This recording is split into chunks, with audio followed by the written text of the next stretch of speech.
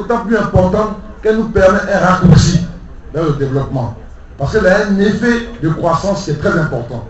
Quand je dis raccourci, les gens ne comprennent pas. Mais il faut que j'explique. Aujourd'hui, certaines universités, dans des grands pays avant, faisaient venir, nos aînés le savent, des experts ici pour des formations. Toutes ces choses-là sont dépassées.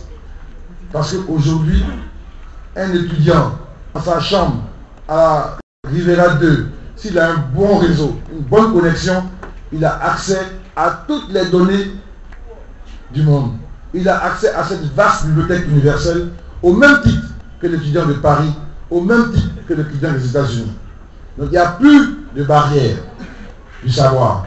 Donc aujourd'hui, ce qui est important, c'est qui sait. Or, si le qui sait, la richesse, la nouvelle richesse de l'économie numérique, on ne peut pas dire que les autres sont mieux que nous. Donc nos enfants doivent adopter cet outil et y exprimer leur génie propre. Quand vous voyez aujourd'hui des enfants de 10 ans faire leur stratégie sur les paramètres de leur équipe de football avant d'engager une partie de football sur la Wii ou comme ils appellent la PlayStation, vous êtes impressionnés. Parce que déjà leur esprit se prépare.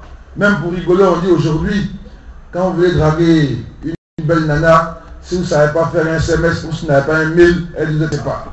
Parce que tout se passe par SMS ou par mail. Donc, on est obligé de faire en sorte, même si on n'a pas les moyens d'être à la pointe, obligé de faire en sorte que nos populations sachent que c'est important. Quelqu'un a dit à l'école primaire, les gardiens, ils ont leur portable. C'est les NTIC. C'est important. Donc, c'est un enjeu important. Les applications sont énormes dans la santé, dans l'éducation, à tous les niveaux. Même la recherche d'emploi. Aujourd'hui, il y en a qui ne savent pas. Il y a des sites, il y a des grosses entreprises qui ne vont que sur ces sites-là pour déboucher leurs employés. Et si vous vous attendez à la maison, vous allez déposer dans les bureaux, alors qu'eux, il y a des sites étudiants, par exemple, dans tel domaine, il y a des sites spécialisés. Donc c'est important. Vous prenez aujourd'hui un étudiant qui a fait CP1, son CP1 jusqu'à son doctorat en sociologie, par exemple. Et puis il n'a eu aucun outil informatique. Il n'a pas appris. Mais il ne peut pas travailler à la Banque mondiale, il ne peut pas travailler au PNUD, il ne peut pas travailler à la banque, parce que c'est le minimum informatique.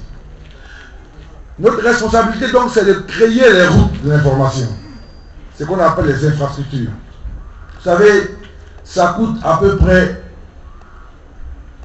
100 fois moins cher de faire 1 kilomètre d'autoroute de l'information que de faire 1 kilomètre de bitume.